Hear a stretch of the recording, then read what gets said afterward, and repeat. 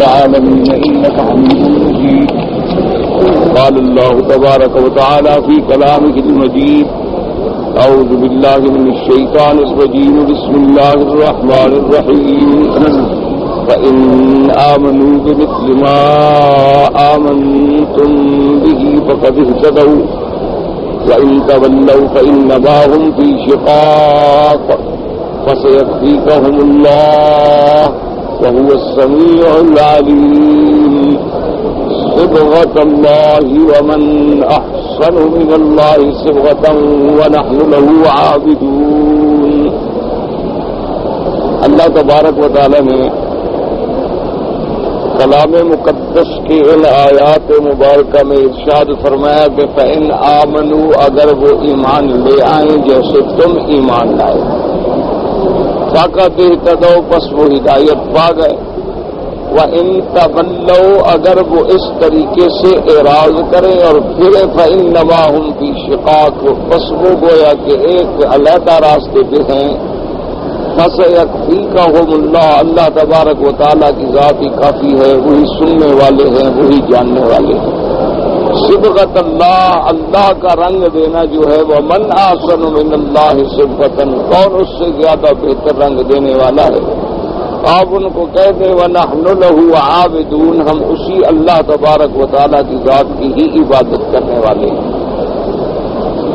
تو جیسا الحمدللہ آپ نے سابقہ آیات میں پڑھا ہے کہ بڑی تفصیل سے اللہ تبارک و تعالیٰ نے ملت ابراہیمی کا ذکر فرمایا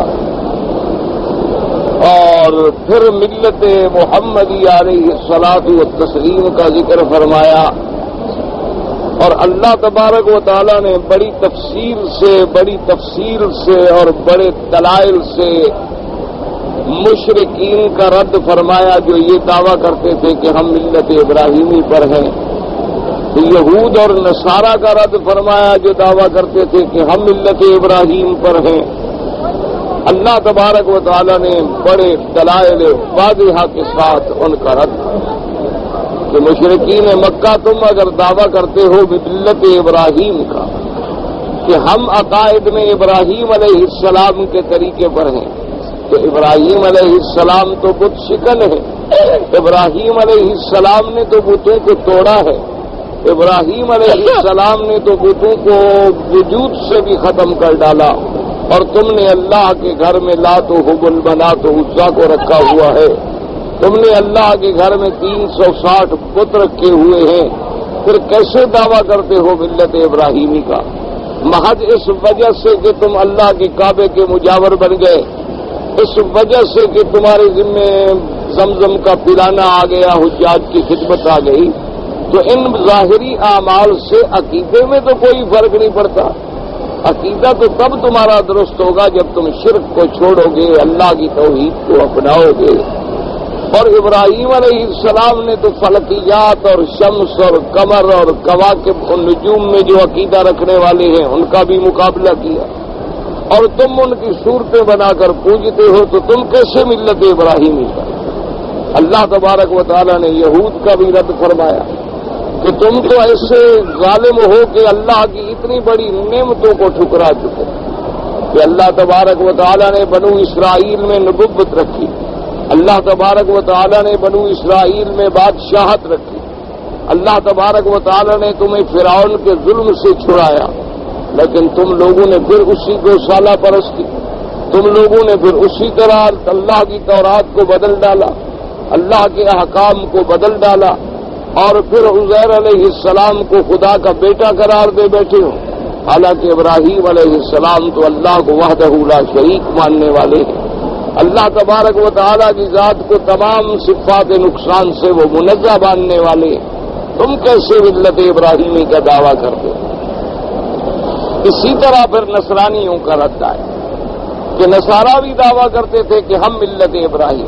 اللہ تبارک و تعالی نے رد فرمایا کہ تم تو تثلیث کا عقیدہ رکھنے والے ہو، تم تو ابھی تک اس الجھن میں ہو کہ اللہ جو ہے اللہ بھی ہے اور عیسیٰ بھی ہیں اور روح القدس بھی ہے. اور بعض تمہارے عقیدہ رکھتے ہیں نعوذ باللہ کی بیوی مریم اللہ کی بیوی ہے اور عیسیٰ علیہ السلام اللہ کے بیٹے ہیں.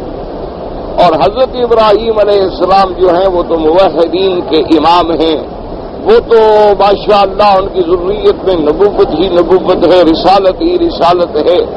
تو ان تمام آیات میں اللہ تبارک و تعالیٰ نے ان کا رد فرمایا۔ اب اس کے بعد ایک بات انہوں نے یہ کی تھی کہ بھی ہمیں تو یعقوب علیہ السلام کی وصیت ہے کہ بھی اسی دین پہ قائم رہنا اور اس دین کو نہیں چھوڑنا۔ تو اللہ تبارک و تعالیٰ نے اس کا بھی رد فرمایا کہ اے جاہلو، پہلے تو یہ بات ہی غلط ہے کہ جب یعقوب علیہ السلام کی موت کا وقت آیا تو تم وہاں موجود تھے، اور دوسری بات یہ ہے کہ یعقوب علیہ السلام نے تو اپنے بچوں کو جو وصیت کی تو وہ تو اللہ کی توحید کی وصیت کہ تمام لوگ اللہ تبارک و تعالیٰ کی عبادت کے عقیدے پہ قائم رہنا، اور پھر انہوں نے اعتراف کیا کہ ہم اسی عقیدے پہ رہیں گے جو آپ کا عقیدہ ہے، جو حضرت اسحاق کا عقیدہ ہے، جو حضرت ابراہیم کا عقیدہ ہے، لیکن تم لوگوں نے اس کی وصیت کو بجائے تسلیم کرنے کے جھوٹ بنا دی۔ اب ان آیات مبارکہ میں جو آیات ہم نے پڑھی ہیں اس میں نصارہ کی ایک اور رسم کا جواب ہے، اور گویا یوں سمجھ لیں کہ اب تک جتنی ہم تفصیل پڑھتے چلے آ رہے تھے اس کا خلاصہ، کیونکہ سنت اللہ ہے کہ قرآن مقدس میں کبھی تو یہ ہوتا ہے کہ ایک چیز کا اجمال پہلے آ جاتا ہے، یعنی ایک لفظ میں مختصر سی آیت مبارک میں ایک دعویٰ آ جاتا ہے، اور پھر اس کے بعد تفاصیل چلتی ہے۔ جیسے ابتدا میں آپ نے پڑھا تھا کہ یا ایھا الناس اعبدوا ربکم الذی خلقکم والذین من قبلکم لعلکم تتقون، پھر اس کے بعد دلائل شروع ہوئی۔ اور کبھی یہ ہوتا ہے کہ اللہ تبارک و تعالیٰ قرآن مقدس کی صورت میں اور آیات مبارکہ میں مسائل کی تفصیل بیان فرماتے ہیں، اور آخر میں جا کر پھر اجمال کے طور پہ ایک خلاصہ ذکر کر دیتے ہیں تاکہ ہر بات جو ہے آدمی کے ذہن میں رہے کہ اتنی تفصیل جو ہم نے پڑھی تھی تو اس تفصیل کا لب لباب کیا نکلا۔ فرمایا فَإِنْ آمَنُوا بِمِثْلِ مَا آمَنْتُمْ بِهِ فَقَدِ اهْتَدَوْا، اللہ نے فرمایا ان کو کہہ دو کہ اگر تم ایمان لاؤ جیسے ایمان لائے مومنین صحابہ رضوان اللہ علیہم اجمعین۔ اب اسی صورت کے آپ اول پہ غور کریں، وَإِذَا قِيلَ لَهُمْ آمِنُوا كَمَا آمَنَ النَّاسُ، اللہ نے فرمایا ان کو کہو ایمان ایسے لے آئیں کہ جیسے یہ لوگ ایمان لائے ہیں، جیسے ابو بکر و عمر عثمان و علی ایمان لائے ہیں، جیسے صحابہ ایمان لائے ہیں رضوان اللہ تعالی علیہم اجمعین۔ صرف زبانی کلامی کہنے سے تو کچھ نہیں ہوتا، نجات تب ملے گی کہ اللہ تبارک و تعالی نے قرآن بھی اتارا اور اپنے پاک پیغمبر کو بھی بھیجا، حضور صلی اللہ علیہ وسلم کو بھی نمونہ بنایا، اور اس کے بعد حضور کے ساتھ پھر ایک عظیم صحابہ کی جماعت پیدا فرمائی کہ جو حضور صلی اللہ علیہ وآلہ آلہ واصحابہ وسلم تسلیما کثیرا کثیرا کہ ہر عمل کی محافظ تھی، یعنی حضور صلی اللہ علیہ وسلم کے سونے سے لے کر جاگنے تک، آپ کی ولادت مبارک سے لے کر وفات تک، آپ کے سفر، آپ کے غزوات، آپ کی ہجرت مبارک، آپ کا عبادت، آپ کی نماز، آپ کے روزے، آپ کے اعتکاف، آپ کی تہجد، آپ کا لباس، آپ کے عادات، آپ کا اخلاق مبارک، ایک ایک چیز کی نگرانی کر کے صحابہ نے پوری امت کے لیے ایک نمونے کو محفوظ رکھا، اور صحابہ رضوان اللہ علیہم اجمعین یعنی اس مقام پہ جا پہنچے کہ ایمان کا نمونہ بن گئے کہ اللہ تبارک و تعالی نے فرمایا ایسے ایمان لاؤ جیسے یہ ایمان لائے، پھر تو تمہیں میں ہدایت دوں گا، پھر تو تم کامیاب ہوگے، پھر تو تم راہ پانے والوں میں شمار ہو جاؤ گے۔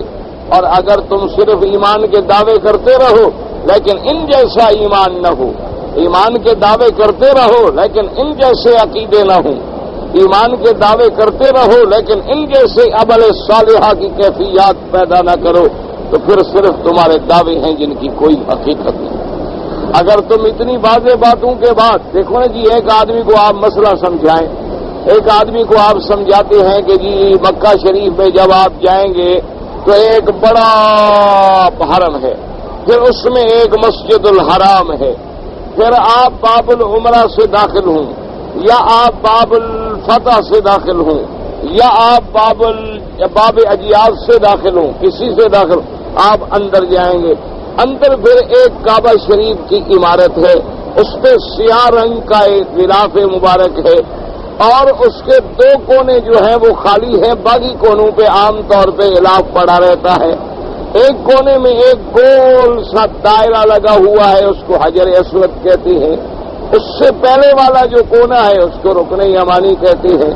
تو آپ نے ابتدا جو کرنی ہے وہ حجر اسود سے کرنی ہے، یعنی یہ ساری تفصیل ایک آدمی کو سمجھاتے رہیں اور اس کو ایک ایک بات بتلاتے رہیں کہ آپ نے کیسے داخل ہونا ہے، مسجد الحرام میں آپ نے کیسے جانا ہے، اور مسجد الحرام کے اندر جب آپ جائیں گے تو اس کعبۃ اللہ کی عمارت جو ہے اس کی طرز کیا ہے، اور پھر آپ نے طواف کی ابتدا جو کرنی ہے تو آپ نے کہاں سے کرنی ہے، اور طواف کے کتنے آپ نے چکر مکمل کرنے ہیں، یہ بات آپ مثلا 4 دوستوں کو یا 4 حاجیوں کو سمجھا رہے ہیں۔ اب یہ ہوتا ہے کہ ذہین آدمی پہلی دفعہ بات سمجھ جائے گا، اگر کوئی درمیانہ ذہن کا آدمی ہے تو وہ دوسری دفعہ بات سمجھ جائے گا، اور اگر بالکل کوئی بالکند ذہن آدمی ہے تو وہ تیسری دفعہ بات سمجھ جائے گا، جیسے کہ حضور صلی اللہ علیہ وآلہ آلہ وصحابہ وسلم تسلیما کثیرا کثیرا، آپ کی سنت مبارکہ تھی، عادت مبارکہ تھی کہ جب آپ بات فرماتے تو 3 دفعہ فرماتے۔ حضور صلی اللہ علیہ وسلم جب کوئی ہدایت فرماتے 3 دفعہ فرماتے۔ اسی لیے محدثین رحمہم اللہ تعالی علیہم اجمعین نے ان احادیث مبارکہ کی شرح میں لکھا ہے کہ اذا تکلم ثلاثا، وجہ کیا تھی؟ فرمایا کیونکہ سننے والوں کی حیثیت جو ہے وہ مختلف ہوتی ہے۔ بعض سننے والے ذہین تھے جو پہلی دفعہ بات سمجھ گئے، بعض سننے والے درمیانہ ذہن کے تھے جو دوسری دفعہ بات سمجھ گئے، اور بعض سننے والے جو ہیں وہ دیہاتوں کے رہنے والے تھے بیچارے، وہ تیسری دفعہ میں سمجھ جاتے۔ اچھا، اب اگر 3 دفعہ سمجھانے کے بعد بات تقریباً نیت ہو تو سمجھ آ جاتی ہے۔ لیکن اگر آپ کسی آدمی کو مثلا اپنے ہاتھ سے پکڑ کے اس کو کہیں کہ جناب اب آپ غسل فرما لیں، اس نے غسل کر لیا، آپ کہیں جناب اب آپ 2 چادریں احرام کی باندھ لیں، اس نے باندھ لی، اب آپ کہیں جی 2 رکعت پڑھ کے لبیک بھی پڑھ لیں، اس نے پڑھ لیا، اس کو ساتھ لے کے آ جائیں کہ جناب یہ مسجد الحرام ہے، یہ کعبہ شریف ہے، اور جناب یہ حجر اسود ہے، ہم نے یوں کھڑے ہونا ہے، یہاں سے ہم نے طواف شروع کرنا ہے اور 7 طواف بھی شروع کر دیں، اور جب 7 چکر پورے ہو جائیں تو کہیں جی الحمدللہ طواف مکمل ہو گیا، اب ہم نے 2 رکعت پڑھ لی۔ یہ مقام ابراہیم ہے، اس کے پیچھے ہم نے کھڑا ہونا۔ اب پھر کوئی غلطی کی بات رہ سکتی ہے؟ کیونکہ سب کچھ تو آپ اپنے سامنے اس کو دکھلا رہے ہیں کہ یہ کعبہ شریف ہے، یہ حجر اسود ہے، یہ طریقہ طواف ہے، یہ 2 رکعت ہے، پھر کوئی نہ کرے تو اس کا مطلب ہے کہ پھر وہ معاند ہے، وہ ضدی ہے، وہ حدود عقل و خرد سے نکلا ہوا ہے، یا تو مجنون ہے یا پھر متکبر ہے، وہ ماننا نہیں چاہتا، ورنہ دیکھنے کے بعد یہ کہنا کہ مجھے بات سمجھ نہیں آئی تو یہ تو بالکل کوئی جواب نہیں بلکہ جاہلیت۔ اس لیے اللہ نے قرآن بھی بھیجا اور ساتھ محمد الرسول اللہ صلی اللہ علیہ وسلم کو مبعوث فرمایا۔ اسی لیے بی عائشہ صدیقہ رضی اللہ تعالی عنہا سے جب پوچھا گیا کہ حضور کا خلق بیان کرے تو بی بی صاحبہ نے ایک ہی جملے میں سارا خلاصہ بیان فرما دیا، فرمایا کان خلقہ القرآن، کہ ہے میرے بیٹے اللہ کے نبی کے عادات کے بارے میں، آپ کی صفات کے بارے میں، اخلاق کے بارے میں پوچھنا چاہتے ہو قرآن پڑھ لو۔ جو اللہ نے قرآن میں حکم دیا ہے اسی کا ہی نمونہ محمد پاک کی ذات ہے، اسی کا بالکل، یعنی یوں سمجھ لیں کہ اللہ نے اپنے احکام تو اپنے کلام میں اور کتاب میں بھیجے، اور اس کی اگر کوئی عملی شکل بنائی جائے تو وہ محمد الرسول اللہ صلی اللہ علیہ وآلہ آلہ واصحابہ وسلم تسلیما کثیرا کثیرا۔ اب حضور صلی اللہ علیہ وسلم کی نبوت کا سلسلہ قیامت تک ہے، اور حضور صلی اللہ علیہ وسلم کی عمر مبارک 65 سال ہے یا 63 سال ہے، اور نبوت ملنی ہے 40 سال کے بعد، تو باقی تو 23 سال کی زندگی رہ گئی۔ اللہ پاک نے آپ کو ایک ایسی جماعت عطا فرما دی، ایسے مقدس لوگوں کی مقدس جماعت اور پاکیزہ لوگوں کی پاک جماعت عطا فرما دی۔ اسی لیے میرے آقا نے سرکار مدینہ نے صلی اللہ علیہ وسلم نے فرمایا ان اللہ اختارنی ثم اختار علی اصحابی، اور بعض روایات میں ہے انصاری، اور بعض روایات میں ہے فجعل منہم انصاری و اصحاری او کما قال النبی صلی اللہ علیہ وسلم۔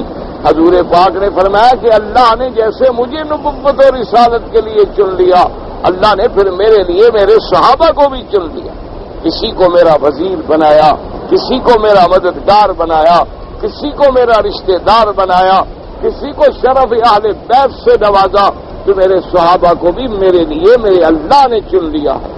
تو اب حضور صلی اللہ علیہ وسلم جیسے اللہ کے احکام کی ایک عملی تصویر تھے، حضور کے ہر عمل کے پھر گواہ اور نمونے جو تھے وہ صحابہ رضوان اللہ تعالی علیہم اجمعین۔ اسی لیے حضور نے فرمایا علماء امتی کا انبیاء بنی اسرائیل، کہ بنو اسرائیل میں نبی کے بعد نبی آتے تھے، لیکن میرے اوپر نبوت ختم ہو گئی، لا نبی بعدی۔ اب اللہ نے قیامت تک جو کام لینا ہے وہ علماء سے لینا ہے، اور علماء جو ہیں وہ میرے اعمال کی، میرے اخلاق کی، میرے اقوال کی حفاظت کریں گے اور دنیا کو نمونہ پیش کریں گے۔ اس لیے اللہ تبارک و تعالی نے ان آیات مبارکہ میں واضح فرما دیا کہ ایمان کا دعویٰ کرنا کافی نہیں ہوتا۔ زبانی کلامی طور پہ آدمی کہہ دے کہ جی میں تو کلمہ پڑھتا ہوں لا الہ الا اللہ محمد الرسول اللہ، اور پھر کبھی کبھی قبر پہ بھی سجدہ کر لیتا ہوں، کبھی کبھی ادب سے تعظیم سے قبر کا طواف بھی کر لیتا ہوں، اور کبھی کبھی جناب وہاں پھولوں کی چادریں بھی چڑھا لیتا ہوں، اور کبھی کبھی جناب یہ ہوتا ہے کہ نظر نیاز منت منوتی بھی کر لیتا ہوں، اور کبھی حضرت حسین کے نام پہ، کبھی قبر کے نام پہ، کبھی اللہ کے ولی کے نام پہ، کبھی مزار کے نام پہ، کبھی بزرگوں کے نام پہ، تو پھر آدمی خود سوچے کہ بھئی میں جن کی پیروی کر رہا ہوں صحابہ کی، کیا صحابہ نے کبھی قبروں پہ چادریں چڑھائیں؟ کیا صحابہ نے کبھی قبروں پہ طواف کیا؟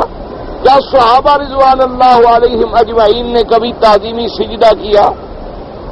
کیا صحابہ رضوان اللہ علیہم اجمعین نے کبھی نظر نیاز حسین، ان کے تو سامنے حضرت حسین موجود تھے، ان کے تو زندگی میں حضرت حسین رضی اللہ تعالی عنہ کی شہادت کا واقعہ پیش آیا، ہمیں تو 1200 سال بعد پتہ چلا، ہمیں تو 1400 سال بعد ایک بات پہنچی ہے، کیونکہ ہم تو 14ویں صدی میں پیدا ہونے والے لوگ ہیں، لیکن صحابہ رضوان اللہ علیہم اجمعین کے تو زمانے میں یہ واقعہ پیش آیا، اور کیا انہوں نے کوئی ایسا عمل کیا؟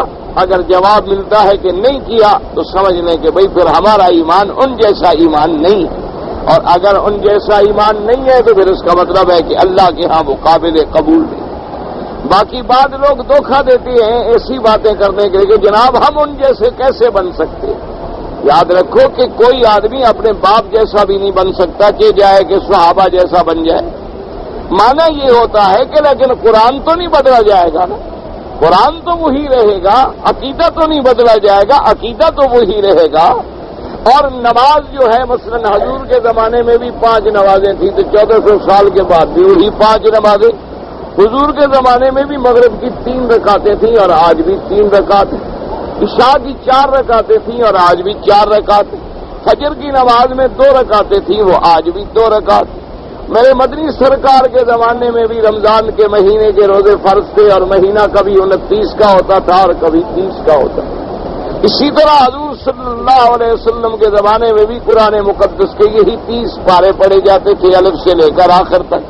تو اب نہ قرآن بدلا، نہ احکام بدلے، نہ عقیدہ بدلا، باقی یہ ہے کہ بندہ بدل گیا۔ تو ان کی نماز میں جو اللہ نے درجات رکھے ہیں چاہے وہ ہمیں نہ مل سکیں، لیکن نماز تو مل گئی، روزہ تو مل گیا، رمضان تو مل گیا، قرآن تو مل گیا۔ ہاں ان کی زبان میں جو برکات تھیں حلال کھانے کی وجہ سے، سچ بولنے کی وجہ سے، گناہوں سے بچنے کی وجہ سے وہ ہمیں نہیں مل رہی، اس لیے کہ ہم خطا کار ہیں، ہم گناہ گار ہیں، ہم سیاہ کار ہیں، ہمارا کھانا بھی مخدوش ہے، ہماری زبانوں سے بھی جھوٹ نکلتے رہتے ہیں، اور ہم کبھی گالیاں دے دیتے ہیں، کبھی جھگڑے کر لیتے ہیں، اپنی زبانوں کو گندا کر لیتے ہیں۔ انہوں نے اپنی زبانوں کو محفوظ رکھا، انہوں نے اپنی زبانوں کی حفاظت کی، جیسے کہ کسی فلسفی نے لکھا ہے نا کہ آنکھ نے کبھی زبان سے سوال کیا کہ بھئی تم بڑی مشکل میں ہو کہ تم تو بالکل ایسے جیسے انسان دشمنوں کے گھیرے میں ہو، تم تو اسی طرح ہر وقت تیروں کے گھیرے کے اندر کھڑی ہو کہ 30 دانت کھڑے ہوئے ہیں تمہارے اوپر، ذرا یہ کیا تو بس دانتوں نے کاٹ دینا ہے تجھے، تو تم کیسے اپنی زندگی گزارتی ہو؟ رحمان نے کہا کہ میں جب اپنے اعتدال میں رہتی ہوں، نہ حد سے زیادہ باہر نکالتی ہوں، نہ حد سے زیادہ ادھر آتی ہوں، نہ حد سے زیادہ ادھر آتی ہوں، اپنے کو ہر طرف سے بچاتی ہوں اور نرم رہتی ہوں کہ جب میں نرمی اختیار کرتی ہوں تو میں ان سے بچ جاتی ہوں۔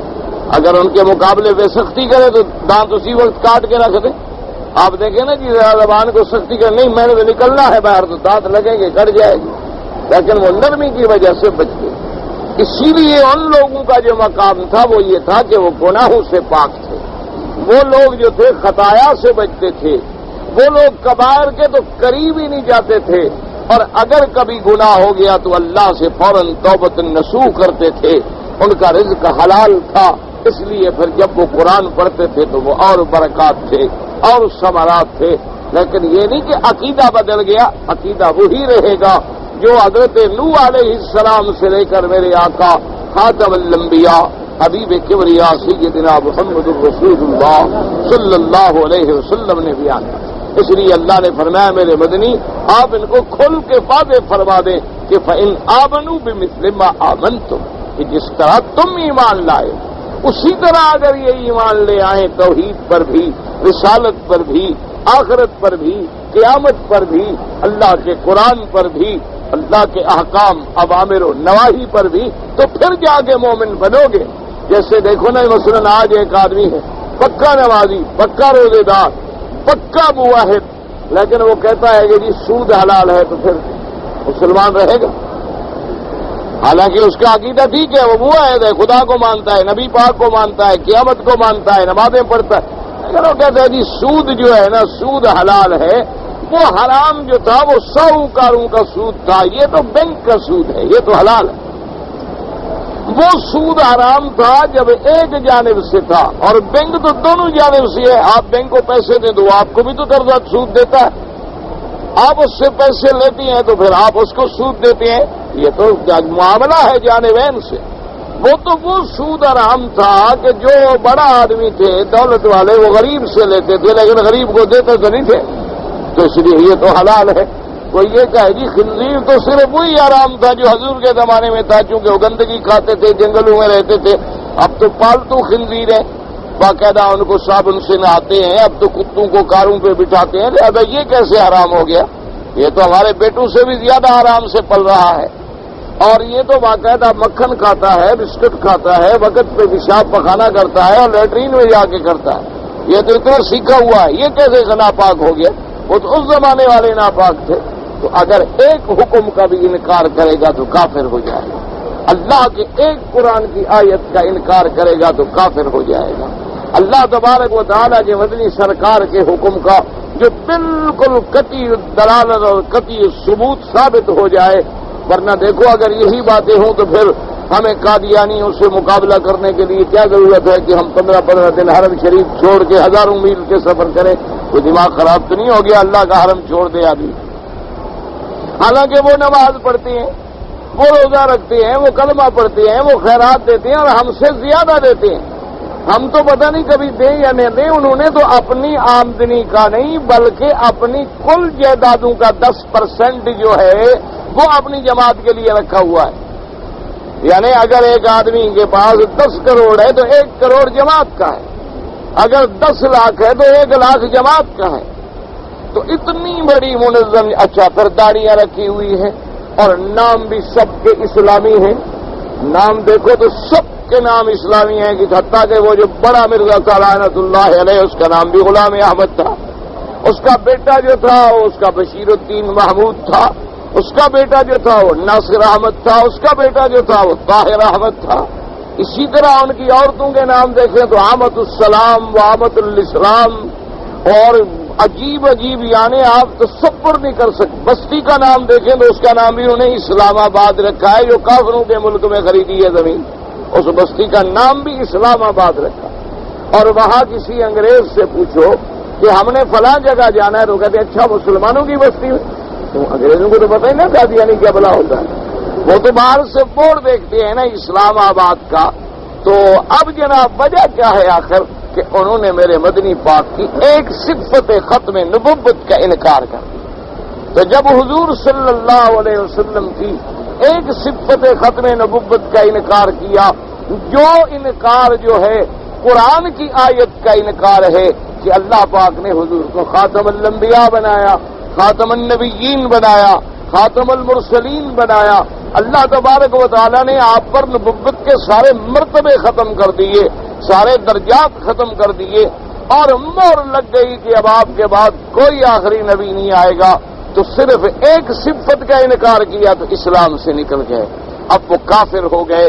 اور ہم لوگ مثال کے طور پر ہم جیسے فقیر لوگ کوئی کہاں سے ہزاروں میل کے سفر کر کے پھر موسم کی ناموافقت، وہاں کے حالات کی نامساعدت، اور اس کے بعد وجہ کیا ہے؟ اس لیے کہ وہ جیسے مثلاً وہ کہتے ہیں جی دیکھیں اتنا زور تو آپ یہودیوں کے خلاف بھی نہیں لگاتے، اتنا زور جو ہے آپ نصرانیوں کے خلاف بھی نہیں لگاتے، اتنا زور جو ہے آپ سکھوں کے خلاف بھی نہیں خرچ کرتے، اتنا زور جو ہے آپ نے کبھی ہندوؤں کے خلاف بھی نہیں لگایا کہ لاکھوں میل کے سفر کرو، جلسے کرو، تقریریں کرو، کیوں؟ تو ہم نے انہیں بتلایا کہ وجہ یہ ہے کہ یہودی کافر ہے، اپنے آپ کو یہودی کہتا ہے، نصرانی کافر ہے، اپنے آپ کو نصرانی کہتا ہے، ہندو کافر ہے، اپنے آپ کو ہندو کہتا ہے، سکھ کافر ہے، اپنے آپ کو سکھ کہتا ہے، لیکن ان کا جو خطرہ ہے یہ اپنے آپ کو کافر ہونے کے باوجود مسلمان کہلاتا ہے، اس لیے یہ سب سے بڑا ڈاکو ہے جو اسلام کو نقصان پہنچا رہا ہے۔ اگر آج یہ بھی فیصلہ کر لیں کہ ہم کافر ہیں، ہم ان کا پیچھے چھوڑ دیں گے۔ ہمیں تو تکلیف تب ہے کہ کافر ہو کر اپنے آپ کو مسلمان کہتا ہے۔ ہمیں اگر آپ کے ملک میں ایک گلاس بکتا ہے اور اس پہ ایک آپ نشان لگا دیتے ہیں، ٹریڈ مارک لگا دیتے ہیں، اگر اس کو کوئی اور استعمال کرے تو آپ عدالت میں چلے جاتے ہیں کہ جناب یہ میرا ٹریڈ مارک رجسٹرڈ ہے، اس کو کیا حق ہے کہ اس کو استعمال کرے؟ تو اگر تمہارا ٹریڈ مارک کوئی استعمال نہیں کر سکتا، تمہاری کمپنی کی وردی کوئی استعمال نہیں کر سکتا، بلدیہ کے جھاڑو دینے والے کی وردی مولوی مکی نہیں پہن سکتا، تو میرے محمد مدنی کی ختم نبوت کو توڑنے کو جو اللہ کے نے میرے نبی کا شعار بنایا، جو اس کو توڑتا ہے اور مسلمانوں میں مل کے دھوکہ دیتا ہے، تو ہم اس کا پیچھا کیسے چھوڑ سکتے؟ ہم تو اس کا تعاقب اس وقت تک کریں گے جب تک اللہ اس کو جہنم میں ڈالے گا، اللہ تبارک و تعالی۔ تو اس لیے ہمیشہ بات کو سمجھیں کہ ایک صفت کا انکار کیا، حالانکہ نبی اور بھی پیدا ہوئے، ایک اور پیدا ہوا تھا بہاء اللہ، اس نے بھی نبوت کا دعویٰ کیا تھا، وہ ایران میں پیدا ہوا تھا۔ اس نے بڑے عجیب عجیب کتابیں لکھی، بڑی عجیب عجیب باتیں لکھی، اور اس کے بعد جناب اس نے یہ تو آپ کے تو مسلمانوں کے تو 12 مہینے ہیں نا، ان کے 19 مہینے ہوتے ہیں، وہ کہتے ہیں کہ جناب ہمارے جو ہے سال کے 19 مہینے، اور ان کی کتاب بھی ہے تو اس کے بھی آپ دیکھیں گے تو 19 برق ہوں گے، پھر اس میں لکھائی صرف 19 صفحات پر ہوگی۔ انہوں نے بھی ساری دنیا میں اللہ تبارک و تعالیٰ معاف فرمائے، تو لیکن اس نے اپنے آپ کو مسلمان نہیں کہلوایا، اپنے آپ کو بہائی کہلوایا، یعنی اس نے اپنی جماعت کو بہائی کہلوایا، یہ نہیں کہلایا کہ ہم مسلمان۔ تو اس لیے ایک آدمی جب واضح ہو جائے یعنی علیحدہ ہو جائے مسلمانوں سے تو وہ اسلام کو اتنا نقصان نہیں پہنچا سکتا، کیونکہ واضح ہے کہ جناب یہ ہندو ہے، تو عام مسلمان جو صحیح عقیدے رکھنے والا ہے اللہ معاف کرے مندر میں کیوں جائے گا، وہ بتوں کی پوجا کیوں کرے گا، گوردوارے میں کیوں جائے گا، وہ کلیسا میں کیوں جائے گا، کنیسا میں کیوں جائے گا۔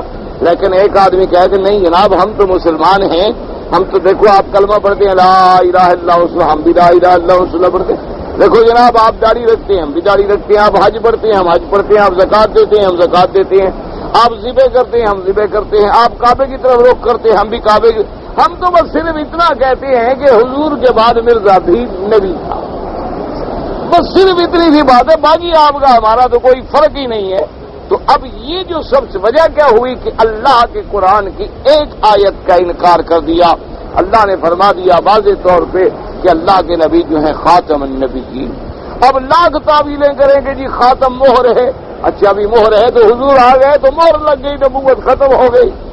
اگر آپ پھر جس پہ قرآن اترا ہے سب سے زیادہ ترجمہ وہ جانتا ہے یا میں جانتا؟ یعنی جو صاحب قرآن ہے، صاحب وحی ہے، صاحب شریعت ہے، اس نے بتلا دیا کہ معنی یہ ہے کہ میرے بعد کوئی نبی نہیں ہوگا۔ اور پھر اللہ تبارک و تعالیٰ نے کتنا عظیم فیصلہ فرمایا کہ اللہ نے حضور کا کوئی مرد بچہ زندہ ہی نہیں رکھا۔ بچیاں تو زندہ رہیں لیکن بچے سارے فوت ہو گئے۔ تو ایک تو مسئلہ یہ آیا کہ کوئی زید کو حضور کا بیٹا نہ کہہ سکے، بھی حضور کا تو بیٹا ہے کوئی نہیں، حضور کے تو سارے بیٹے فوت ہو گئے، تو لہذا تم کیسے کہتے ہو کہ زید جو ہے وہ حضور کے بیٹے ہیں؟ یہ زید حضور کے بیٹے نہیں بلکہ حضور کے متبنہ ہیں۔ حضور نے ان کو محبت میں بیٹا بنایا تھا، لیکن یہ نہیں کہ کوئی حقیقی بیٹا ہے حضرت زید کے تم اعتراض کر سکو۔ اور دوسری حکمت جو محدثین اور علماء نے لکھی ہے وہ یہ بھی حکمت تھی کہ اگر میرے مدنی پاک کے بیٹے زندہ ہوتے تو مسئلہ ختم نبوت حل نہیں ہوتا، اس لیے کہ حضور نے خود فرمایا کہ لو عاش ابراہیم، کہ اگر میرا بیٹا ابراہیم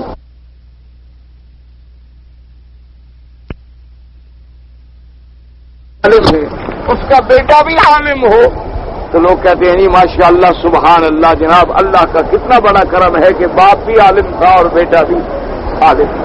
اچھا اگر ایک باپ عالم ہو اور بیٹا جاہل ہو تو لوگ کہتے ہیں جی بڑے افسوس کی بات ہے، بدقسمتی کی بات ہے، دیکھو سبحان اللہ باپ تو عالم تھا لیکن افسوس ہے کہ بیٹا عالم نہ بن سکا۔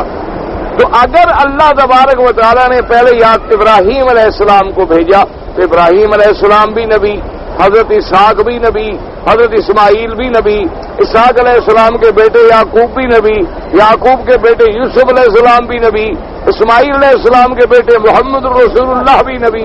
تو اب اگر حضور کے بیٹے ہوتے یا تو وہ بھی نبی ہوں، اگر وہ نبی نہ بنے تو پھر تو حضور کی شان میں کمی آتی ہے کہ دیکھو جی حضور تو بڑے شان والے لیکن بیٹے تو نبی نہیں بن سکے نا۔ لیکن یوسف تو نبی بن گیا، باپ بھی نبی تھا اور بیٹا بھی نبی تھا، ابراہیم بھی نبی تھا اور اسحاق بھی نبی تھا، لیکن دیکھو جی یہ شان تو حضور کو پھر نہ ملی۔ اللہ نے فرمایا اس لیے ہم بیٹے رکھتے ہی نہیں کہ کوئی شان کی بحث کر سکے، کیونکہ ساری شانیں ہم نے محمد مصطفیٰ پہ ختم کر دی۔ اب کوئی حضور کی شان کا مقابلہ نہیں کر سکتا، چاہے بیٹا ہی کیوں نہ، چاہے آپ کی اولاد ہی کیوں نہ ہو، آپ کی صلب بھی کیوں نہ ہو۔ اور پھر ہم زندہ رکھیں اور بیٹوں کو مرتبہ نہ دیں تب بھی تو میرے مدنی کے شان میں کمی آتی ہے۔ اس لیے اللہ نے حضور کے کسی بیٹے کو زندہ ہی نہیں رکھا، اس لیے فرما دیا کہ آپ تو کسی مرد باپ کے بیٹے نہیں، باپ نہیں ہیں، اور اللہ کے رسول ہیں اور خاتم النبیین ہیں، تمام انبیاء کو ختم فرمانے والے اور سب کے آخر میں آنے والے، اور جن کے بعد کوئی جو ہے نبی نہیں ہوگا۔ اللہ تبارک و تعالی رحمت فرمائے۔ تو اس لیے میں عرض کر رہا تھا کہ ایک آدمی لاکھ نمازیں پڑھے لیکن ایک قرآن کی آیت کا منکر ہے تو وہ کافر ہے۔ ایک آدمی لاکھ اپنے عقیدے ٹھیک رکھے لیکن ایک عقیدے کی جز کے آ کے انکار کیا تو اسلام سے نکل جاتا ہے۔ اس لیے اللہ تبارک و تعالی نے فرمایا کہ اگر کامیابی چاہتے ہو تو ان کو کہہ دو آمنو بمثل ما آمنتم بہ، یہ اسی طرح ایمان لائیں جیسے تم ایمان لائے۔ جیسے کہ میرے پاک نبی نے فرمایا کہ ما انا علیہ واصحابی، وہی لوگ جنت میں جائیں گے جو میرے طریقے پر اور میرے صحابہ کے طریقے پہ ہوں گے، کیونکہ اللہ نے مجھے نمونہ بنایا اور میں نے صحابہ کو نمونہ بنایا ہے۔ اگر ان کے نمونے کے مطابق نہیں اترو گے تو لاکھ تم جھنڈیاں لگاتے رہو، لاکھ تم جلوس نکالتے پھرو، لاکھ تم حضور پاک کی محبت کے دعوے کرتے پھرو، لیکن نجات نہیں ہوگی۔ نجات صرف اسی راستے میں ملے گی جو راستہ بتلایا ہے آقا انعامدار خاتم الانبیاء حبیب کبریا سیدنا محمد الرسول اللہ صلی اللہ علیہ وعلا آلہ وصحابہ وسلم تسلیما کثیرا کثیرا۔ شقاق کا معنی ہوتا ہے خلاف۔ اب شقاق کا معنی خلاف یہ ہوتا ہے، یوں سمجھ لیں کہ دیکھیں نا جی کہ یہ شق جو ہے یمین ہے اور یہ جو ہے یہ یسار ہے، تو اگر ایک آدمی ادھر اور ایک آدمی ادھر ہے معنی نہیں مل رہے نا، کیونکہ ایک اس شق میں ہوگی اور ایک اس شق میں ہوگی۔ دیکھا نہیں آپ جب جھگڑے ہوتے ہو کہتے بابا تیرا راستہ الگ میرا الگ، بھائی تیرا راہ جدا اور میرا جدا۔ اللہ نے فرمایا اگر یہ پھر آپ کی طرح اور آپ کے صحابہ کی طرح ایمان نہیں لاتے تو بس ان کو بتا دو فإنما هم فی شقاق، پھر یہ ایک طرف ہیں اور ہم ایک طرف ہیں، ان سے ہمارا کوئی جوڑ نہیں۔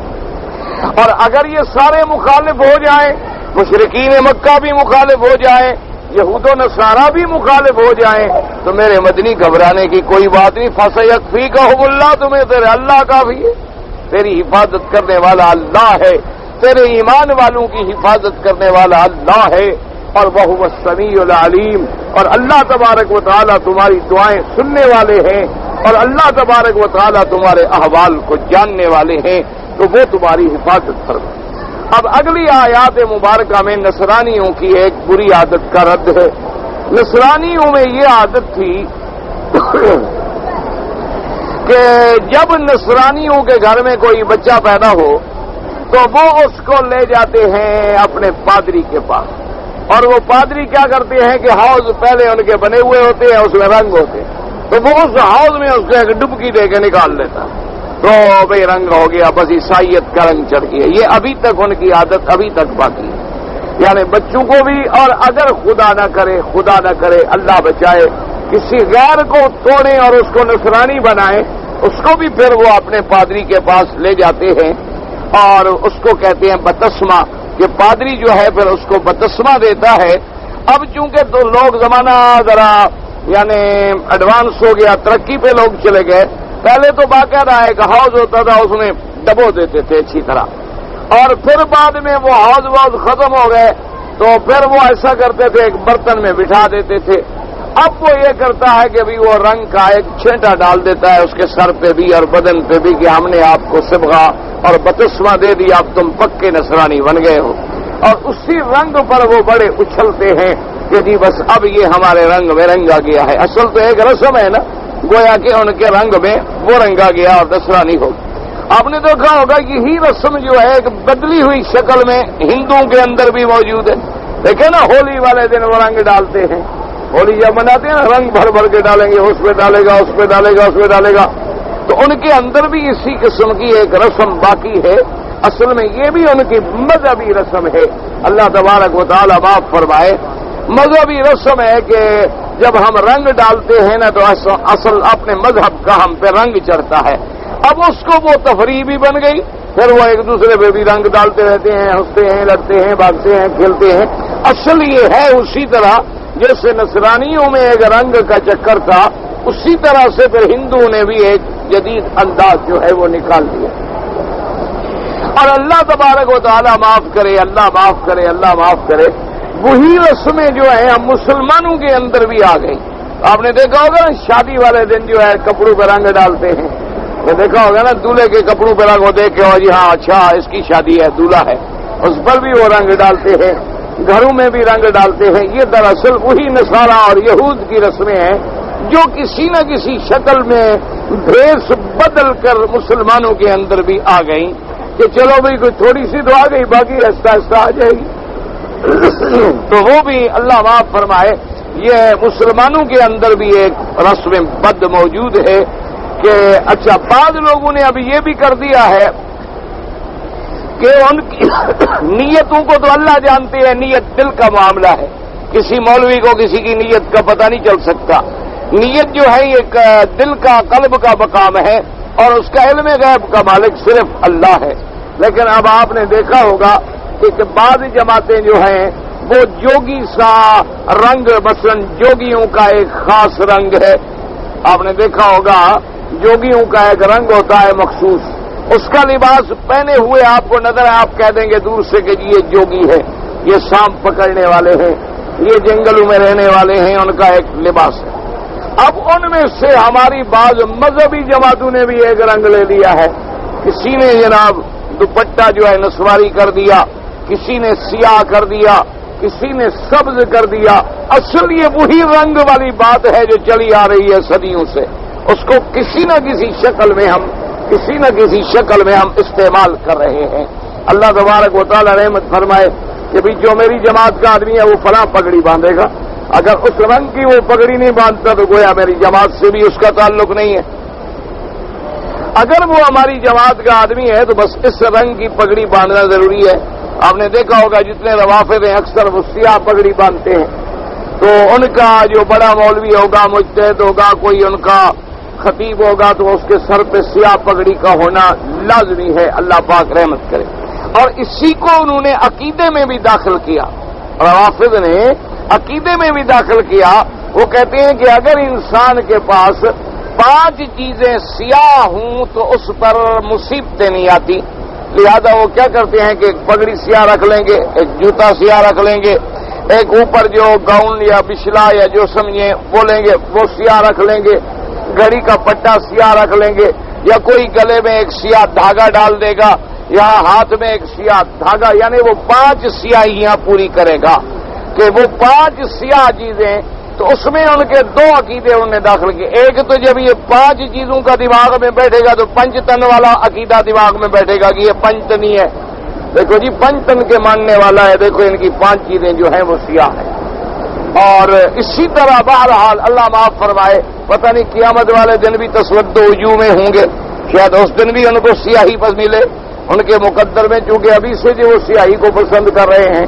بہرحال ہم تو دعا کرتے ہیں اللہ ہدایت دے، ہماری دعا تو یہی ہوتی ہے کہ اللہ ان کو بھی ہدایت دے، اللہ ان کو بھی حق بات سمجھنے کی توفیق دے، اللہ تبارک و تعالی صحیح بات سمجھنے کی ہر انسان کو توفیق دے اور خاتمہ سب کا ایمان پہ کرے، تاکہ کفر سے نکل آئیں اور شرک سے نکل آئیں۔ تو بہرحال میرے کہنے کا مقصد یہ تھا کہ اصل یہ رنگ والی جو رسم بد ہے چلی تو نصرانیوں میں تھی، پھر نصرانیوں میں، یعنی آپ اندازہ کریں کہ میرے مدنی سرکار سے 600 سال پہلے عیسیٰ علیہ السلام آئے اور 1400 سال اب گزر گئے، یعنی 2000 سال گزر گئے اس رنگ کی رسم کو، لیکن لوگوں نے آج تک چھوڑی نہیں۔ موجود ہے کہ نہیں ہے؟ آپ جانتے ہیں موجود ہے، کہیں شادی کے رنگ میں، کہیں ہولی کے رنگ میں، کہیں پارٹی کے رنگ میں، کہیں جماعت کے رنگ میں۔ آپ نے دیکھا نہیں ہر جماعت کا پھر پرچم کا ایک رنگ ہے، جھنڈے کا ایک رنگ ہے، بینر کا ایک رنگ ہے۔ یہ اصل میں وہاں سے چلی ہے 2000 سال پہلے سے۔ اس لیے اللہ نے فرمایا کہ میرا مدنی آپ ان کو جواب دے دو کہ ایک رنگ ہے جو بندہ چڑھاتا ہے اور ایک رنگ ہے جو میرا مولا چڑھاتا ہے، بتلاؤ کس کا رنگ اچھا ہے؟ فرمایا صبغۃ اللہ، اصل رنگ تو وہ ہے جو اللہ نے ہم پر اسلام کا چڑھایا۔ ومن احسن من اللہ صبغۃ، پھر اللہ سے زیادہ کون رنگ چڑھانے والے ہیں؟ یہ عارضی رنگ ہے، تم گلابی نیلے پیلے سیاہ میں پڑ گئے، اصل رنگ تو ایمان کا رنگ ہے، اصل رنگ تو اسلام کا رنگ ہے۔ آپ دنیا کے کونے میں چلے جائیں آپ کو پتہ لگے گا کہ یہ مسلمان ہے۔ آپ کیوں، وجہ کیا ہے؟ وہ آپ کچھ بھی نہ کہیں تو کہے گا السلام علیکم۔ اب کئی جگہ ہم جاتے تھے، ہم سمجھتے تھے کہ پتہ نہیں کون ہے سوٹ ووٹ پہنا ہوا ہے، اب پتہ تو لگ نہیں سکتا، لیکن جب وہ دیکھتے کہ یہ مولوی ہیں داڑھی ہو گئے السلام علیکم، ہم خوش ہو جائے یار یہ تو ہمارا مسلمان بھائی ہے، جب ہمیں السلام علیکم کہ پھر ہم اس کو ملتے السلام رحمۃ اللہ بھائی آپ کہاں سے ہیں؟ تو نے کہا جی میں فلاں ملک سے ہوں، میں فلاں ملک سے ہوں۔ تو اسلام کا جو رنگ ہے وہ تو گفتگو میں بھی رنگ ہے، وہ نماز میں بھی رنگ ہے، وہ عبادت میں بھی رنگ ہے۔ اللہ تبارک و تعالیٰ نے مومن کی شکل کے اندر بھی ایک ایسی کشش رکھی ہے جو آپ کو کسی دوسری بات میں نہیں میسر آ سکتی۔ تو اللہ نے فرمایا کہ میرے پاک نبی آپ ان کو فرما دیں صبغۃ اللہ ومن احسن من اللہ صبغۃ ونحن له عابدون، اور یہ بھی بتلا دو کہ ہم صرف اسی کی عبادت کرنے والے ہیں، اس کے سوا ہم کسی کی عبادت نہیں کرتے ہیں۔ اللہ پاک آپ کو بھی اور مجھے بھی اپنی عبادت نصیب فرمائیں، عقیدہ توحید نصیب فرمائیں اور اسی پہ موت نصیب فرمائیں۔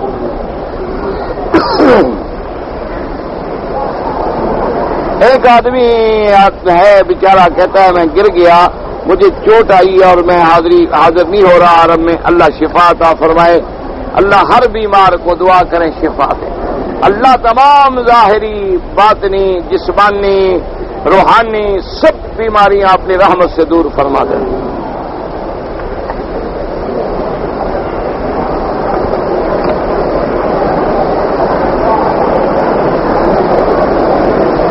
پتہ نہیں مزدلفہ کے اندر میں نے قیام کیا اور میں رات کو سو گیا۔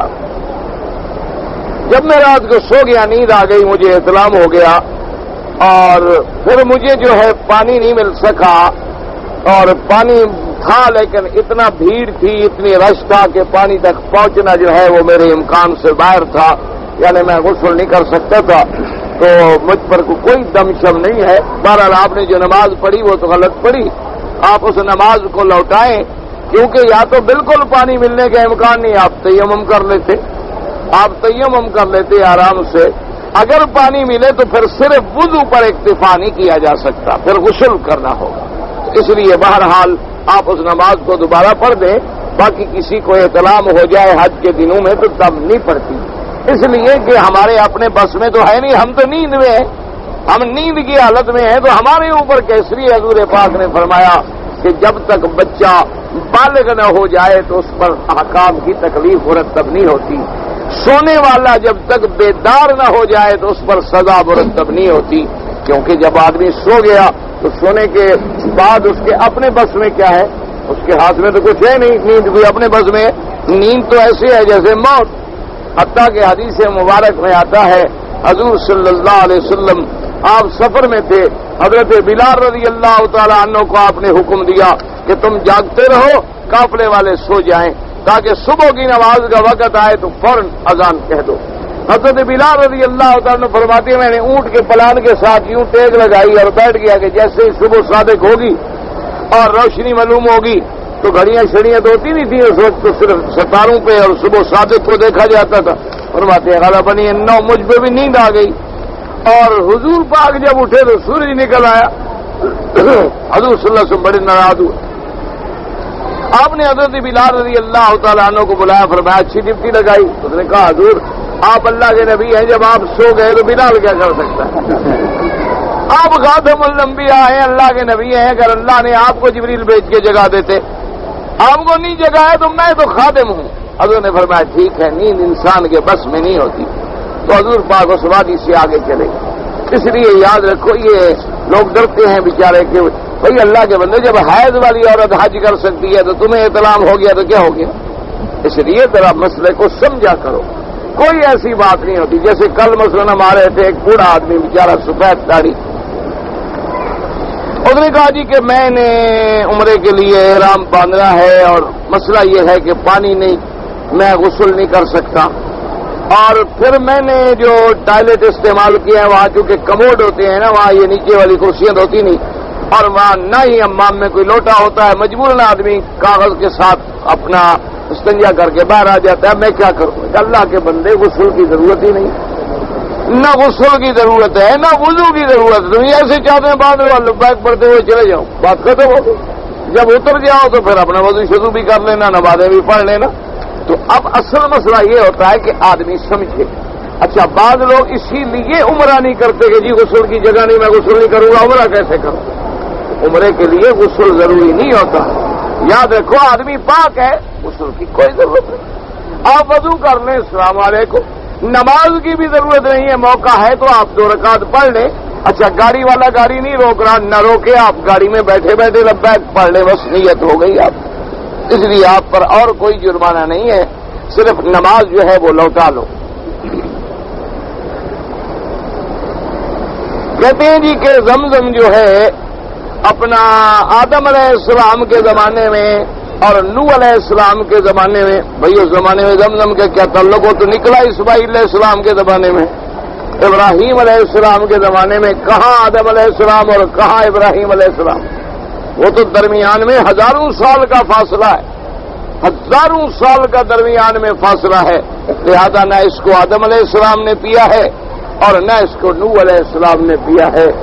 یہ رحمت جو ہے سیدنا اسماعیل پہ ہوئی اور نصیب امت محمد مصطفیٰ کا۔ اسماعیل علیہ السلام کے بعد یہ پھر لوگ زمزم پیتے آئے، حتیٰ کہ زمانہ آ گیا میرے آقا خاتم الانبیاء حبیب کبریا سیدنا محمد الرسول اللہ صلی اللہ علیہ وسلم کا۔ لہذا جو تم نے سنا ہے کہ نوح علیہ السلام نے بھی زمزم پیا تھا اور آدم علیہ السلام نے بھی زمزم پیا تھا، یہ بات غلط ہے، یہ تو قرآن ہے، بواد غیر ذی زرع عند بیتک المحرم۔ اور اس کے بعد حضور صلی اللہ علیہ وسلم نے فرمایا کہ زمزم جو ہے یہ اسماعیل علیہ السلام جب تڑپے اور بی بی صاحبہ جب صفا مروا پہ دوڑی، اللہ نے رحم فرمایا، جبریل علیہ السلام کو بھیجا، جبریل علیہ السلام نے آ کر اپنا پر اسی جگہ مارا تو وہاں سے یہ زمزم کا چشمہ جو ہے پھوٹ نکلا۔ تو اس لیے بہرحال ہر سنی سنائی بات کو دین یا عقیدہ نہ بنا لیا کریں۔ کہتا ہے جی کہ کچھ لوگ جو ہے ان کے عقیدے میں سفر کا مہینہ جو ہے بھاری ہوتا ہے، یعنی 11 مہینے ہلکے ہوتے ہیں. تم نے کبھی اٹھایا بوجھ کیا وزن کیا ہے؟ بھائی ہلکے اور بھاری کو تم نے کسی ترازو میں تولا ہے؟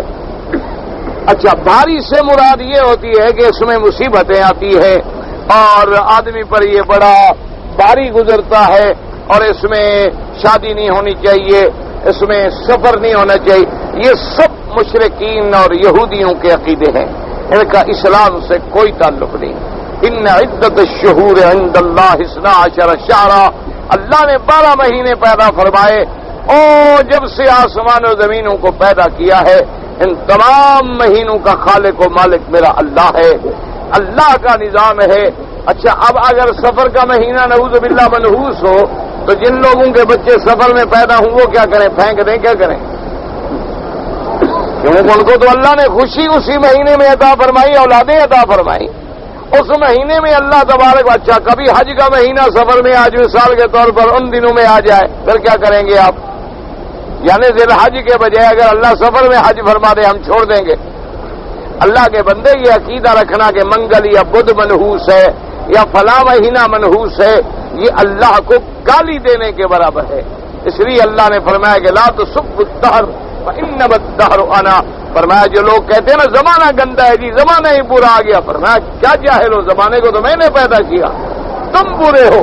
زمانہ تو وہی ہے، وہی رات دن چل رہے ہیں. تمہارے اعمال برے ہو گئے، تمہارے افعال برے ہو گئے، زمانے کی کیا اس میں برائی ہے؟ اس لیے ہمیشہ یاد رکھیں. اسی لیے بعض لوگوں کا عقیدہ تھا کہ شوال کا مہینہ بھی منحوس ہے. اس لیے آپ نے دیکھا ہوگا آپ کے ملک میں لوگ رمضان المبارک میں شادی کرتے ہیں، شوال میں نہیں کرتے. کہتے ہیں جی شوال کا مہینہ جو ہے نا بڑا بھاری ہے اور نعوذ باللہ منحوس ہے. تو بی بی عائشہ رضی اللہ تعالیٰ عنہ فرماتی تھی کیسے جاہل لوگ ہیں، حضور پاک نے میری شادی جو ہے شوال میں ہوئی اور مجھ سے زیادہ کون حضور کو محبوب تھی بیوی ہوں. اس لیے یہ عقیدہ رکھنا جو ہے یہ کافرانہ عقیدے ہیں. اللہ مسلمانوں کو ایسے عقیدوں سے بچائے.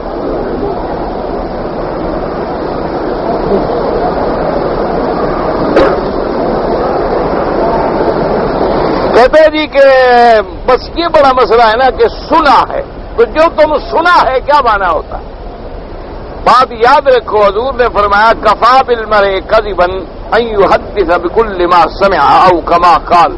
حضور نے فرمایا سب سے بڑا جھوٹا وہ ہوتا ہے جو سنے آگے کہہ دے کہ جی میں نے سنا ہے، میں نے سنا ہے، میں نے سنا ہے. کیا سنا ہے؟ بتاؤ. تم نے قرآن میں پڑھا، حدیث مبارک میں پڑھا، فلاں کتاب میں پڑھا، کسی بڑے محقق بزرگ نے لکھا، عالم نے لکھا، پھر تو کوئی بات نہیں. ہم نے سنا ہے. عورت مر جائے تو خاوند جو ہے اس کا چہرہ نہ دیکھے. مسئلہ یہ نہیں ہوتا. اصول یہ ہے کہ جب عورت کی موت آ گئی تو اب عورت کا معاملہ آدمی عورتوں کے سپرد کر دے، ورنہ اگر کسی نے دیکھا ہے تو کوئی منع نہیں. یا ایسے بھی حالات ہیں کہ اور کوئی بھی نہ ملے تو کیا کریں گے آپ؟ غسل میں، تقسیم میں، تجہیز میں، تکفین میں. تو یہ حالات پر ہے، ورنہ ایسا کوئی شریعت کا حکم نہیں ہو جاتا کہ بس اب مر گئی ہے تو اب بالکل خاوند اس کی چارپائی کو بھی ہاتھ نہ لگائے اور کندھا بھی نہ دے اور جنازہ بھی نہ پڑھے. اور جیسے بعض لوگوں کا عقیدہ ہوتا ہے کہ بیوی سے سبق نہیں پڑھتے. بیوی پڑھی ہو نا قرآن اور خاوند جائے کہتے ہو تو جی پھر میرے ماں باپ بن گئی، استاد بن گیا. کہتے ہیں نہیں استاد باپ ہوتا ہے نا، تو اگر عورت ہے تو ماں بن گئی. میں نے مجھے جب یہ جاہل والی بات، اگر بیوی کو اللہ نے علم دیا ہے تم فائدہ حاصل کرو. اگر بیوی جاہل ہے تم اس سے قرآن پڑھا دو. یہ نہیں کہ تم اس کے قرآن پڑھانے سے باپ بن جاؤ گے، بلکہ یہ تو حدیث میں مسئلہ ہے کہ ایک صحابی کو حضور پاک نے فرمایا کہ تمہارا نکاح کر دوں، اور اس نے کہا حضور میں فقیر آدمی ہوں، میرا نکاح کیسے کریں گے، میرے پاس تو کچھ بھی نہیں ہے اور فقیروں کو کون دیتا ہے بھلا. تو حضور نے فرمایا التمس ولو خاتمن میں، کوئی چھوٹی موٹی چیز تو ڈھونڈ کے لے. اس نے کہا حضور میرے گھر میں تو وہی لوہے کی انگوٹھی بھی نہیں ہے، یہی چادر ہے جو میں نے باندھی ہوئی ہے، اور میرے پاس کوئی جائیداد ویداد نہیں، یہی ایک چادر ہے. آپ نے فرمایا حل معک سور من القرآن سورۃ من القرآن او کما قال النبی صلی اللہ علیہ وسلم، کہ تمہیں قرآن کی کوئی صورت بھی آتی ہے؟ انہوں نے کہا جناب فلانی صورت یاد ہے، فلانی یاد ہے، فلانی یاد ہے، صورتیں مجھے یاد ہیں. اب میں اچھا بھائی ہم آپ کی شادی کر دیتے ہیں، تم اپنی بیوی کو پڑھا دیں. اس لیے بعض ائمہ تو فرماتے ہیں گویا وہی حق المہر ہو گئی، لیکن امام ابو حنیفہ رحمۃ اللہ علیہ فرماتے ہیں مانا یہ تھا کہ حضور نے نکاح تو فرما دیا کہ بعد میں جب اللہ توفیق دے تو حق المہر بعد میں ادا کر دینا، کیونکہ اللہ کے قرآن کو کہتے ہیں کہ میں بزوں کے عوض میں نہیں تسلیم کرتا۔ بہرحال یہ علمی مسئلہ ہے، فقہی مسئلہ ہے، یہ تو علیحدہ جب موقع ہوگا تو میں عرض کر دوں گا۔ تو اس لیے آپ یاد رکھیں کہ عورت کو اگر پڑھا دیں یا عورت خامد کو پڑھا دے کوئی حرج نہیں۔ اسی طرح مرد مر گیا کوئی نہیں ہے تو اب عورت ہی تو بیچاری کرے گی سب کچھ، عورت مر گئی اور کوئی نہیں ہے تو خامد ہی تو کرے گا سب مسئلہ، تجہیز کا، تکفین کا، ہر قصے کا۔ ہاں اگر اللہ نے وسائل دیے ہیں تو اسی میں احتیاط ہے کہ افضل یہی بات ہے کہ اب سب معاملہ عورتوں کے سپرد کر دیا جائے۔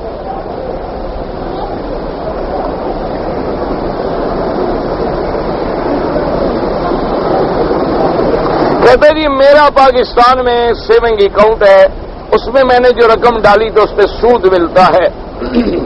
بھائی بات یہ ہے کہ وہ سود تم لے لو اور لینے کے بعد بغیر ثواب کی نیت کیے ہوئے کسی غریب کو دے دو، یا کہیں کوئی لیٹرین ہوتے ہیں، راستہ ہے، سڑک ہے، کوئی اور چھوٹی موٹی چیزیں ہیں ان میں ڈال دیا، لیکن ثواب کی نیت نہ کرنا کہ مجھے ثواب بھی ملے گا، اس لیے کہ ثواب حلال پہ ملتا ہے، حرام پہ نہیں ملتا۔ ہمیشہ یاد رکھو ثواب ملے گا حلال پہ، حرام پر کبھی ثواب نہیں ملتا۔ اگر آپ نہیں لیں گے تو وہ بینک کو ملے گا اور بینک تو پھر سود میں لگائے گا، لہذا پھر تو آپ گناہگار ہوں گے کہ آپ نے الٹا ان لوگوں کو پیسہ دیا جو پہلے حرام کھانے کے عادی ہیں، ان سے تو آپ لے لیں۔ اور آئندہ کے لیے آپ اپنا کرنٹ اکاؤنٹ میں بدلنا چاہتے ہیں تو بالکل ٹھیک ہے، اسی میں بدل دیں تاکہ بلا وجہ سود بنے ہی کیوں۔ اور میرا مشورہ یہ ہے کہ اب آپ کے ملک میں بھی بعض بینک جو ہیں وہ بالکل اسلامی طرز پہ کام کر رہے ہیں، آپ ان میں زیادہ پیسے لگا دیں تاکہ آپ کو اللہ کی رحمت سے نفع بھی ملتا رہے اور گناہوں سے بھی آپ بچیں، آپ کے پیسے میں بھی برکت ہو، پیسے میں بھی نفع ملتا ہے، اور الحمدللہ خالص حلال کا۔ مجھے نام نہیں آتا، میں نے سنا ہے کہ آپ کے کراچی میں بڑے بڑے شہروں میں وہ اسلامی بینک کی برانچیں کھل گئی ہیں، یہاں تو خیر ہیں الحمدللہ۔ تو اس لیے بہرحال جو پہلا ہے وہ لے لیں اور کسی کو دے دیں، ثواب کی نیت نہ کریں۔ صدقہ کس طرح دینا چاہیے؟ خیرات ہے تمہاری مرضی، چاول کھلا دو، کپڑا دے دو، پیسہ دے دو، جیسے چاہو تمہاری مرضی ہے۔ جمعہ کے 2 خطبوں کے درمیان میں کون سی دعا، کوئی خاص دعا پڑھنے کا حکم نہیں ہے۔ بلی پالنا جائز ہے، بالکل کوئی بات نہیں، کوئی منع نہیں ہے، اور بلی نے اگر کھانے میں منہ ڈالا تو حرام نہیں ہوتا، کراہت لکھی ہے علماء نے۔ بعض اوقات یہ بھی ہوتا ہے، فقہا نے لکھا کہ ذرا یہ دیکھو کہ کیا اس نے اسی وقت چوہا کھایا ہوا، خون لگا ہوا ہے یا گندگی لگی ہوئی ہے، تو پھر تو کھانا حرام ہو گیا۔ تو اس لیے بہرحال احتیاط کیا کریں۔ ویسے بلی وغیرہ گھر میں ہے یا کوئی پالتا ہے تو کوئی منع نہیں۔ حضرت ابی ہریرہ، اسی لیے تو ابی ہریرہ بنے گئے، بلیاں ہی ساتھ رہتی تھی حضرت کے، ان کو ڈال دیتے تھے جو کچھ ملتا تھا، تو یہ کوئی منع نہیں ہے۔ کہ ایک حدیث مبارک ہے کہ مشرکین کو جزیرہ عرب سے نکال دیا جائے، تو جب اسلام کا پہلے غلبہ ہوا الحمدللہ اسلام نے نکالا، اب بھی دعا کرو اللہ مسلمانوں کو غلبہ دے گا انشاءاللہ، پھر شرک ختم ہو جائے گا۔ حدیث مبارک میں ایک حکم ہے، جیسے حکم ہے تم نماز پڑھو تو سارے پڑھتے ہو، اس کو تو کبھی خیال نہیں کیا، صرف اعتراض کرنے والی حدیثیں یاد رہتی ہیں لوگوں۔ بھئی وہ تو قرآن کا حکم ہے، حدیث کا حکم تو بعد میں ہے۔ قرآن نے حکم دیا ہے زکوٰۃ ادا کرو، کتنی % مسلمان زکوٰۃ دیتے ہیں؟ قرآن کا حکم ہے کہ حج کرو، تو کتنی % مسلمان حج کرتا ہے؟ لیکن چونکہ اعتراض کرنا ہوتا ہے اسلامی حکومتوں پر، پھر حدیثیں ان کو یاد آ جاتی۔ ہمارے ملک میں میلاد پڑھتے ہیں، بھئی یہ بدعت ہے میلاد، اس کا کوئی قرآن میں حکم نہیں، حدیث پاک میں حکم نہیں، یاد رکھو ہمیشہ۔ اگر یہ بات احادیث میں ہوتی یا سنت ہوتی تو کوئی چھپنے والی بات ہی نہیں تھی، اور نہ نعوذ باللہ کسی کو چھپانے کی ضرورت تھی۔ اور پھر صحابہ سے بڑا عاشق کون ہے؟ اگر یہ محبت میں بھی کوئی مرتبہ ہوتا تو ہم سے زیادہ محبت کرنے والے صحابہ تھے، ہم سے زیادہ عاشق آل بیت تھے، انہوں نے نہیں کیا۔ بہرحال والدین کی بات پر بیوی کو طلاق دینا جائز ہے، ہاں والدین کہیں تو دے سکتا ہے۔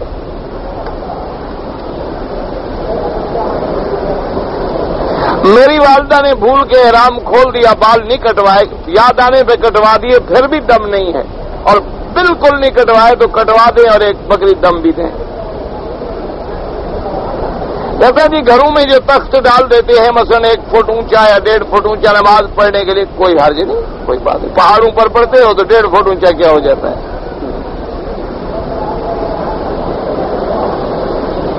اگر اسی جا نماز پہ عورت اعتکاف بیٹھے، اگر اس کو آپ مسجد بنا دیں، پھر نیت کر کے عورت گھر میں اعتکاف بھی بیٹھ سکتی ہے۔ نیت کر لیں کہ یہ جگہ مسجد ہے۔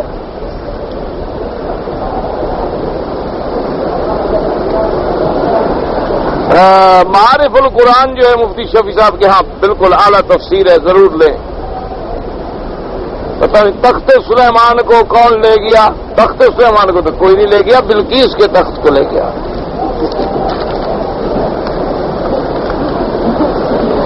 ایک آدمی نے طلاق لے کر دی، یہ فتویٰ لیں مفتی سے، طلاق کے مسئلے مفتی سے پوچھا کریں۔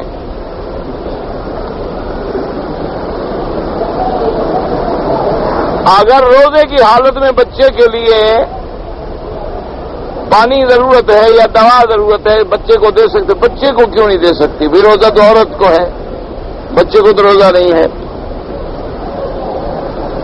اونٹ جنات سے پیدا کیا، کوئی حکم نہیں، اونٹ جانور ہے، جنات آگ سے پیدا کیے گئے ہیں۔ اونٹ کے کوہان پہ شیطان بیٹھتا ہے، شیطان تو ہر بندے کے ساتھ بھی ہے، اونٹ زیادہ مجرم ہے بیچارہ۔ اللہ نے فرمایا ہر بندے کے ساتھ ایک فرشتہ ہے اور ایک شیطان ہے۔